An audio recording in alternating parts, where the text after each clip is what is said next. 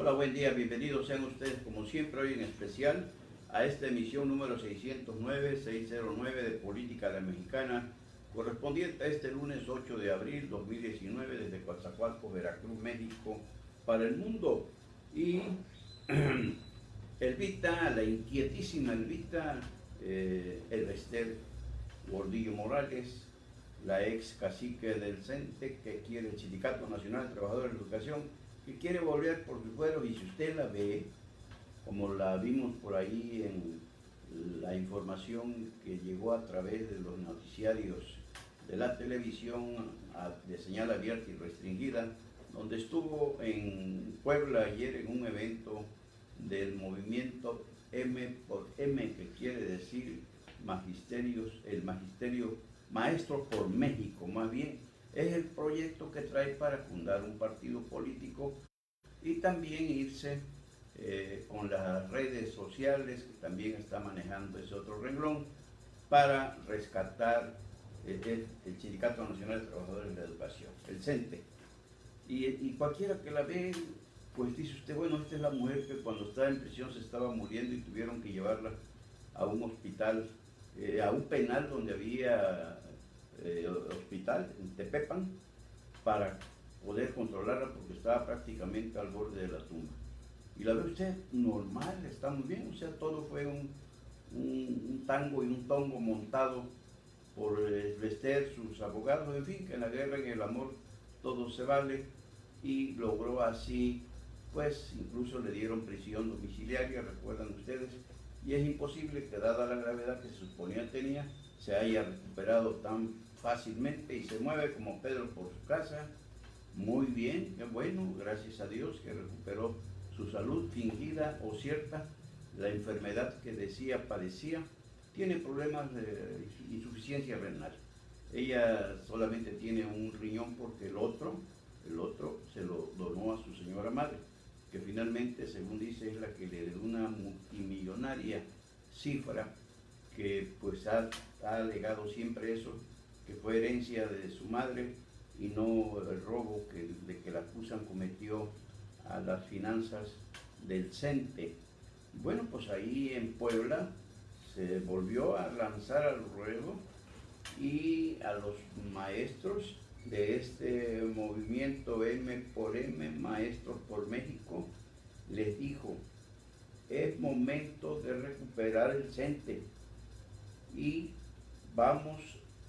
a ir con todo por esa pelea al rescate de lo que es nuestro. Condenó la reforma educativa de Peña Nieto, está metiendo las manos en la actual reforma de Andrés Manuel López Obrador, y se le complica la cosa a López Obrador porque, contrariamente a lo que muchos decían, que Elvester era la que estaba detrás de la CENTE fortaleciéndola, no, ahora se sabe que eran los partidos, en el caso del PRD primero y hoy Morena, de Andrés Manuel López Obrador. Y pues la CENTE sigue amachada, sigue estorbando las negociaciones, y decimos, no sé por qué le da López Obrador tanta atención a la minoría magisterial nacional, y sigue empantanada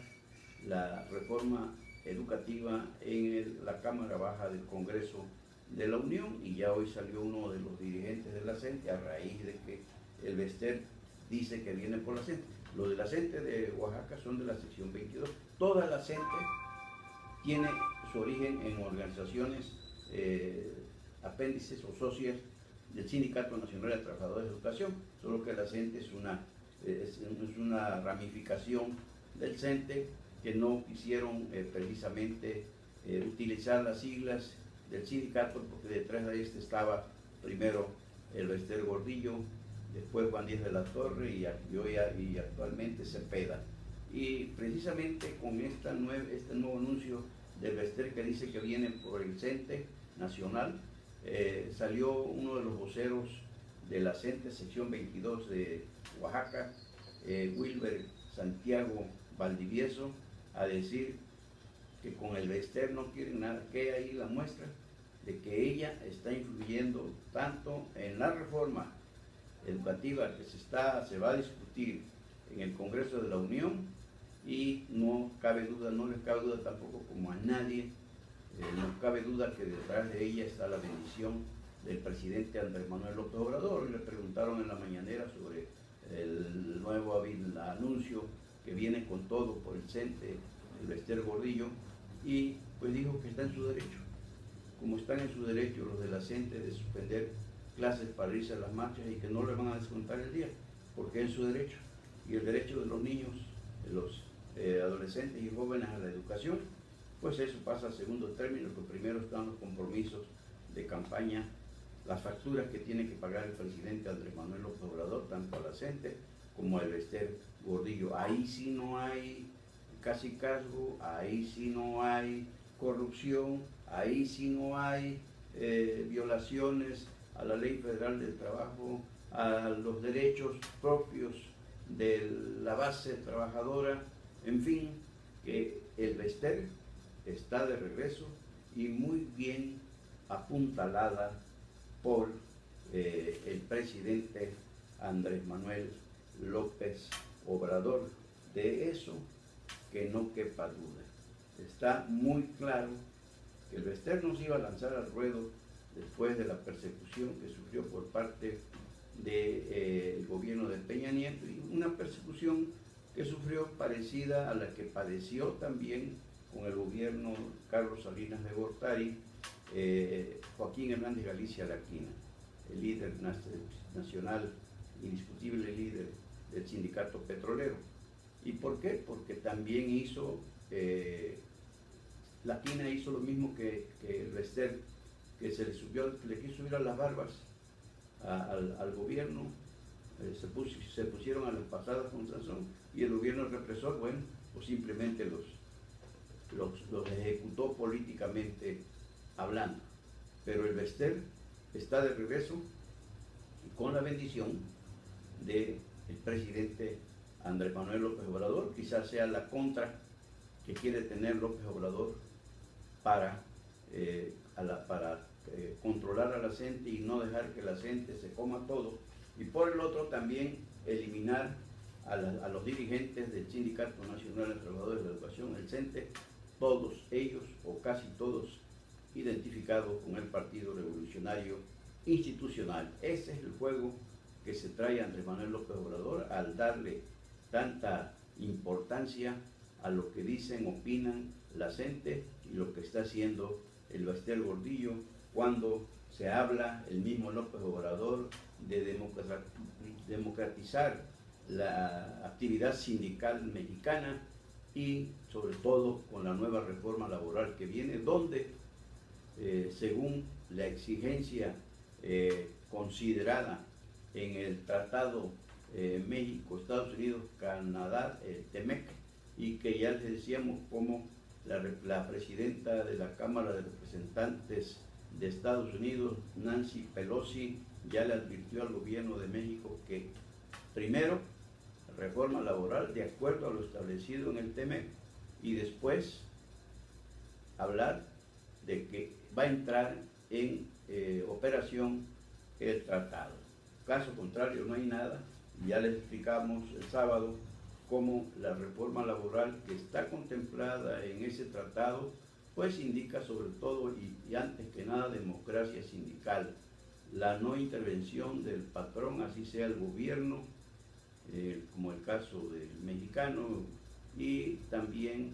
que los tribunales laborales sean efectivamente autónomos y que no dependan del presidente de la República ni del gobernador en su caso. Esto pone interesante. ¿Por qué? Porque la gente sigue exigiendo al López Obrador que se siente él con ellos para platicar sobre las promesas, las ofertas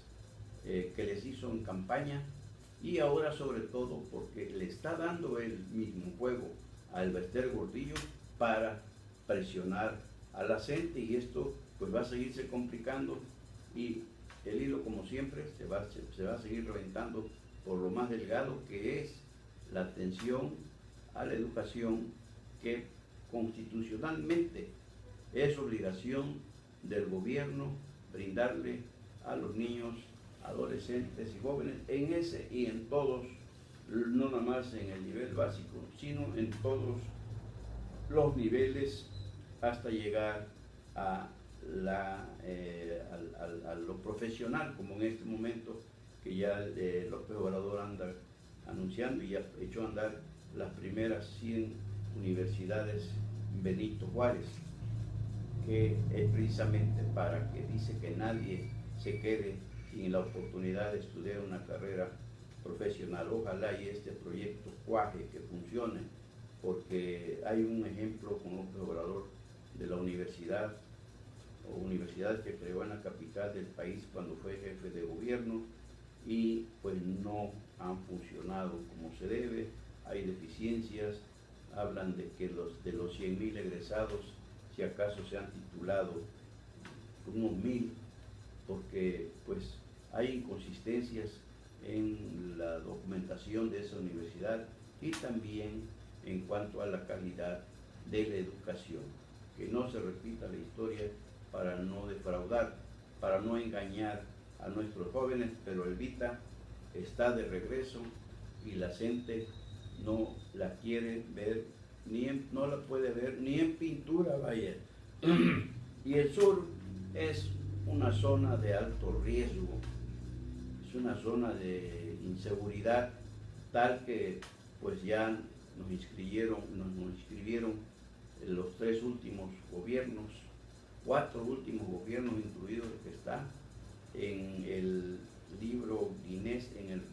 récord Guinness de criminalidad. Como se sabe por las estadísticas que tienen el propio gobierno, pues habla de que se ha incrementado, se ha venido incrementando la violencia. Y por acá estuvo el sábado el fiscal general del Estado, fiscal carnal de Miguel Ángel Linares, Jorge Winkler Ortiz, vino invitado por los diputados locales Amado Cruz Malpica y Gonzalo Díaz Valladares a un evento ahí en la Cámara Mexicana de la Industria de la Construcción, en uno de los salones que coincidió con el evento también de la elección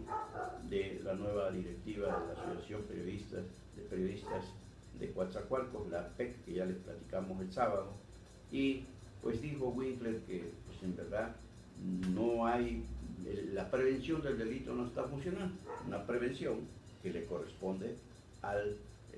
gobierno del Estado a través de la Secretaría de Seguridad Pública de Hugo Gutiérrez Maldonado, que no está dando los resultados, pero pues como ven, hablaron mucho en campaña, criticaron mucho a los que han pasado por esos cargos, incluido el gobernador, por esas altas responsabilidades, complejas responsabilidades, claro que sí. No es un flan lo que les dejaron retos enormes, pero el problema es que no se ve por dónde. Le siguen buscando la cuadratura al triángulo y por supuesto que nunca se la van a encontrar. Y pues aquí dijo Winkler, volvió derecha a la flecha contra el gobernador Cuitlagua García Jiménez, que no le ha respondido, tampoco Eric Patrocinio Cisneros Burgos, el secretario de gobierno, que es el encargado de los entres, de los agarrones verbales con el fiscal Winkler, pero invitó Winkler a todas las instituciones, dependencias inmiscuidas en la cuestión de garantizar seguridad en su vida y en sus bienes a los veracruzanos, pues convocó a la unidad. Pues así han venido, mientras se atacan por el otro, en este caso el gobierno del Estado o en su caso la Fiscalía General, pues hablan, convocan a la unidad a trabajar por Veracruz, pero este es un pleito ranchero de nunca acabar. Es el pleito López Obrador Cuitlagua contra Miguel Ángel Yunes Linares. Y lo primero para estos señores gobernantes, servidores públicos, y lo segundo habrá de seguir siendo hasta que el pueblo por fin se canse. El pueblo, el sabio pueblo, dice López Obrador, que en Veracruz pues simplemente no lo atienden ni por sabio ni por aguantador. Y la Interpol pues ya expidió la ficha roja correspondiente para localizar, sobre todo en el Reino Unido y en los demás países que están que forman parte de esa estrategia para perseguir a los transgresores de la ley por todo el mundo. Pues ya la Interpol ya expidió la ficha roja una vez que la Fiscalía General de la República logró la orden de aprehensión en contra de Mónica Macías Zubilla, hermana de Karime, la esposa del gobernador Javier Duarte de Ochoa, que era, según los enterados, según sus cómplices, el poder tras el trono, y a su hermanita Mónica, a su cuñadito y a toda la familia participaron en el saqueo, según los propios cómplices, a través de empresas fantasmas. ¿Y de qué acusan a Mónica Macías Zubilla, cuñada de Javier de Ochoa? Pues de defraudación fiscal, nada más por 3,5 millones de pesos, que pues, si ese es el problema, pues los pagará sin despeinarse, como dicen. ¿Por qué? Porque es como quitarle un pelo a un gato, después de que todo lo que se supone, dicen, que saquearon de Veracruz, pues tienen mucho dinero, aunque dice Duarte, allá quien le crea, que cada mes está tronando los dedos para poder enviarle a su esposa y a sus hijos los 180,000 pesos a Londres, donde viven modestamente. Pero pues él no tiene dinero, no, pues lo tiene, o le da lo mejor, como siempre, le dieron un golpe por ahí maestro los propios cómplices, pero no, ¿qué va? El dinero es lo que le sobra, y en este caso de Mónica Macías Zubilla, la cuñada de Duarte, hermana de Karime, el cerebro que controlaba todas esas operaciones financieras, según Juan José Llaneiro y Moisés Mansur, que era Karime Macías Zubilla de Duarte, la que decía: este dinero muévanos por acá, muévanos para allá, tómenlo para comprarme un chalet en España, tómenlo para comprarme una hacienda en Valle de Bravo, en fin, todo eso. No hay más cargos sobre Mónica Macías Zubilla más que eso de defraudación fiscal por el momento. Y si son 3,5 millones de pesos, pues decíamos, será como quitarle un pelo a un gato y podrá librar esta acusación. Y la idea de aumentar ministros de la Suprema Corte de Justicia de la Nación de 11 a 16, como les comentamos también, porque según esto, para poder crear la sala anticorrupción, propuesta del presidente López Obrador, y porque, pues que le dicen que no tiene caso porque ya hay un sistema anticorrupción y un fiscal anticorrupción, pero pues todo está preparado, ya les comentábamos también, ¿para qué? Pues al presidente López Obrador ya controla el ejecutivo del que es titular, ya controla al poder legislativo, pues tiene mayoría, nada más le falta el judicial, con que ha tenido problemas porque pues los señores ministros de la Suprema Corte de Justicia de la Nación no se dejan apantallar por nadie, porque conociendo las leyes como las conocen, saben sus alcances y hasta dónde puede llegar su tolerancia, que no debe rebasar los límites permitidos para no provocar las intolerancias. Pues hoy Monreal, en una entrevista con Loret, dijo que de la idea de aumentar de 11 a 16 ministros la de la Suprema Corte de Justicia es de él. Eso, ¿usted le cree? Yo tampoco. Si en Morena y en el gobierno federal no se mueve ni el aire del aire, si no lo ordena López Obrador. Entonces, ya López Obrador ya dijo también que no, ya le va a decir a Monreal que se deje de tonterías, que no presente esa iniciativa, pero la iniciativa va. Lo mismo que hace López Obrador, hoy dice una cosa, mañana dice otra, recula, corrige, y en fin, que eso llamó la atención, que dice Monreal que la idea esta es de él, que la está afinando ya, posiblemente en esta misma semana nos van a salir con que siempre sí va, aunque el presidente presume que ya le ordenó que por ningún motivo vaya a enviar esa iniciativa de reforma, y que pues él no sabía, como tampoco sabía lo de la iniciativa para bajar las comisiones de los bancos, y una serie, siempre sale con que no tengo, cuando le conviene, cuando no yo tengo los números, yo tengo el dato, yo tengo, entonces sí, pero en este caso se lava las manos y como tiene a quien echarle la culpa, y se quedan callados porque pues es orden del Señor en ese servilismo de la política la mexicana, que no cambia, todo sigue desgraciadamente igual, y es una fingen estar haciendo las cosas bien, pero simple y sencillamente van acomodando las piezas, no lo del ajedrez, pero el ajedrez es un juego ciencia, sino las piezas del cochinero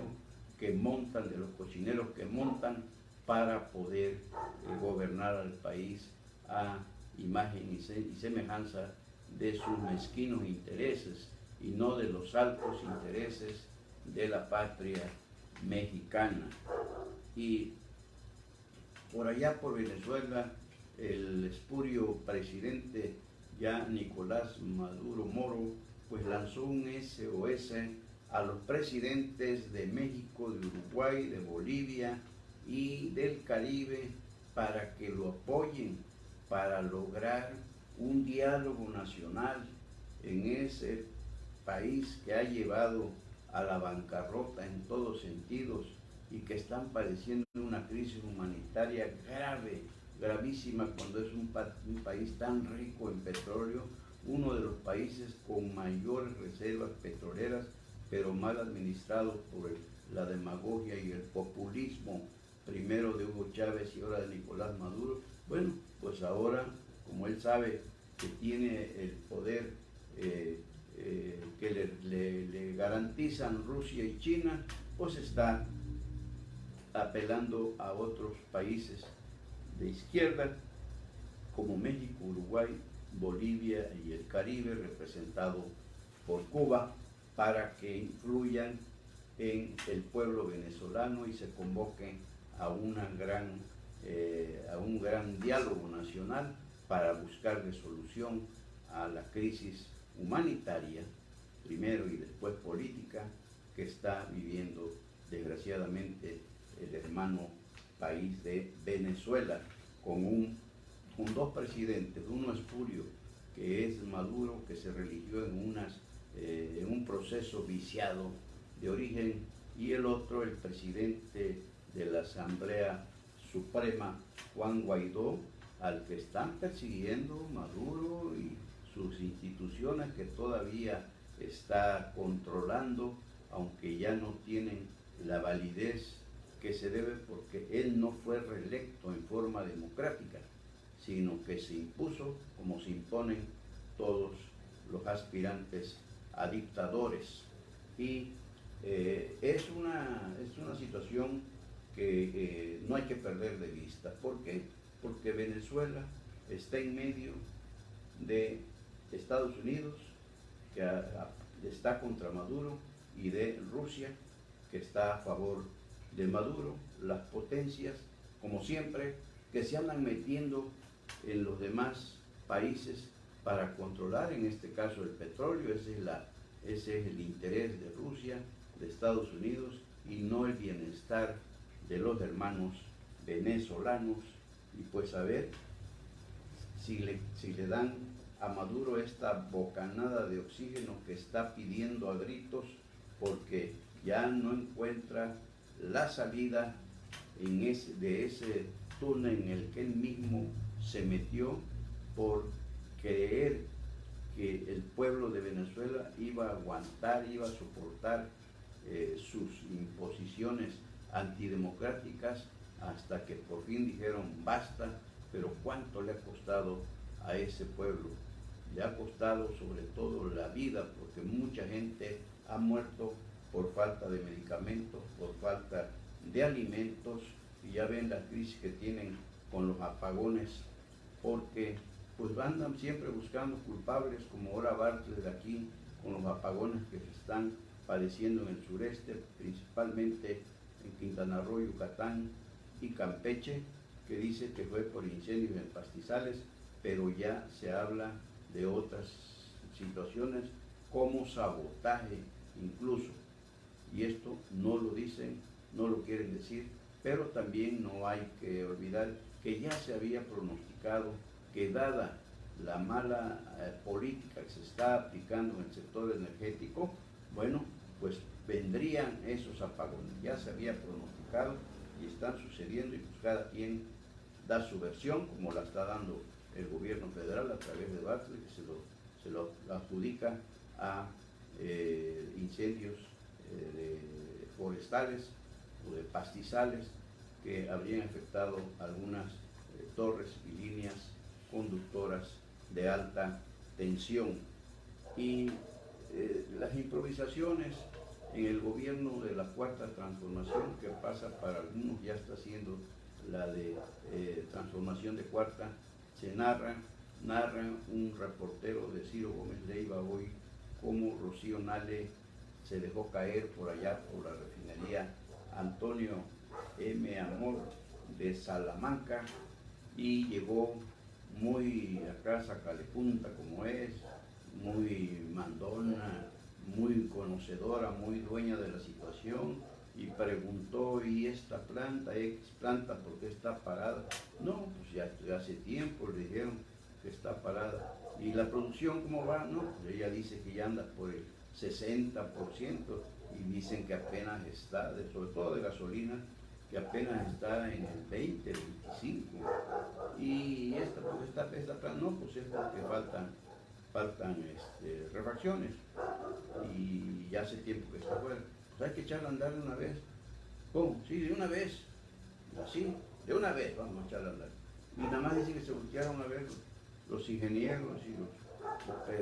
operarios que estaban ahí. ¿Y ahora qué onda? Pues, ¿qué le pasa a esto? ¿Cómo viene a ordenar una cosa que ella pues no lo sabe porque no sabe? No lo sabe porque no sabe. Entonces ella cree que no, porque ella ordena, es la secretaria de Energía, tiene que hacerse. Y esta otra también, no, pues esta, hay que echarla a andar también. De una vez vamos a echarla a andar. Y se le echaron a andar, pero no para producir, sino nomás para hacer ruido. Y ya. Bueno, pues vamos a seguir a ese paso. Todos se volteaban a ver, no, pues sí, lo que usted ordena, lo que usted ordena. Ese es el problema de López Obrador, lo hemos dicho. Cuando bosquejaba todos sus grandes proyectos, preguntábamos, y lo seguimos preguntando, a ustedes les consta, ¿con qué factor humano López Obrador va a sacar adelante ese gran proyecto de nación que tiene, y que decimos, reconocemos, no hay duda de que López Obrador es hombre de buena fe? Desgraciadamente, la ambición por el poder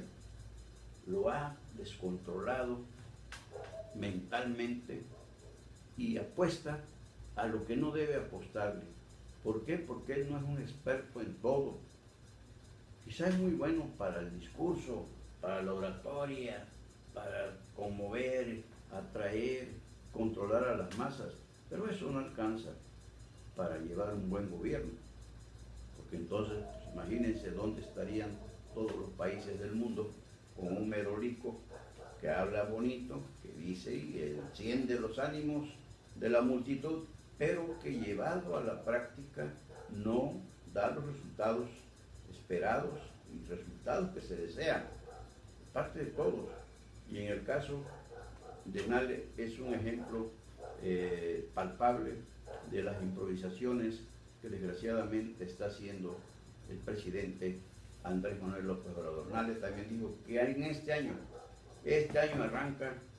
la construcción de la refinería de Dos Bocas, Tabasco. Y le preguntan dónde está el proyecto, el plan ejecutivo, todos los permisos, el cambio de uso de suelo, el impacto ambiental, que es clave. Y no solamente por las normas mexicanas, que son las que cuentan, porque se las podrían pasar por abajo del triunfo el Arco del Triunfo, como hicieron con las pipas, que equivocaron la compra, no cumple con la normatividad mexicana, la norma mexicana, y enseguida Javier Jiménez, el club del EST, le hizo el arreglo y ya, pero ahí están las pipas. Malas compras, malas inversiones, también por compra directa y no por licitación. Así está la situación, desgraciadamente, en este gobierno, y hay que, insistimos, por México, por los mexicanos, hay que seguir dando el beneficio de la duda a Andrés Manuel López Obrador, pero hay gente que le está llevando un récord de lo que ha dicho en todas sus mañaneras. ¿Saben ustedes? Es alta la cifra de las mentiras en que lo han cachado. Pero él contesta nada más por contestar. Y como es el presidente, él cree que todo el mundo tiene que creerle, y hay de aquel que le diga, pero ya, la libertad de expresión, de ahí su odio ya hacia los medios de comunicación, hacia la prensa fifí. Entonces, ¿qué pasa con López Obrador? Se le está deshaciendo entre las manos como el agua en canasta ese gran proyecto, porque no escucha, no oye a nadie, no pregunta, y el que no sabe y no pregunta, pues está condenado al fracaso. El problema es que está en juego la estabilidad de México y el bienestar de los mexicanos. Y cada que alguien, como lo estamos diciendo, hace estas reflexiones, que no le vemos nada malo, enseguida se vienen los chairos, se tiran a matar, vaya, se tiran a matar al que está diciendo o tratando de explicar lo que hace el Mesías, que no es lo que México necesita. Sigue insistiendo en el neoliberalismo, que ya lo sepultó, que ya empezaba la era post-neoliberal, y la siguen esperando, la seguimos esperando, porque sigue insistiendo en echarle la culpa a los que se fueron, y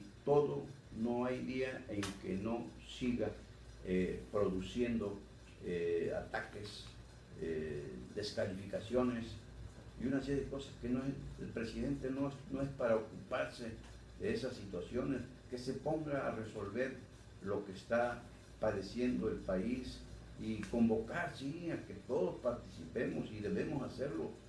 porque no hay alguien, por muy fregón que se sienta como él cree que es, que pueda solo. No, ya ve con los empresarios, apenas se reunió el fin de semana con los empresarios de la industria hotelera e inversionistas de la misma para inaugurar el tianguis de Acapulco, y ahí le recordaron que lo que no se enseña, lo que no se muestra, lo que no se promueve, lo que no se publicita, no se vende o cuesta más trabajo. ¿Y por qué? ¿Recuerdan ustedes que entrando canceló el presupuesto para la promoción turística? Dijo que no hacía falta. Y sí hace falta, se cayó la demanda turística de México, estábamos en el 6º lugar mundial y se fue hasta el 7º lugar. Y ya ahí dijo, ya le pidieron 1.125 millones de dólares, algo así, para la promoción que genera divisas, que genera empleos, que genera bienestar, y ya dijo que sí va a apoyar. O sea, la decisión aquella que tomó fue porque Miguel Torruco Márquez, el secretario de Seguridad, le dijo que no hacía falta. O sea, pero ¿por qué no preguntarle a otros? Y no andar ensayando, y se perdió, se dejó de captar mayor turismo, que son divisas para nuestro país. El turismo se ha convertido en uno de los grandes proveedores de bienestar en México,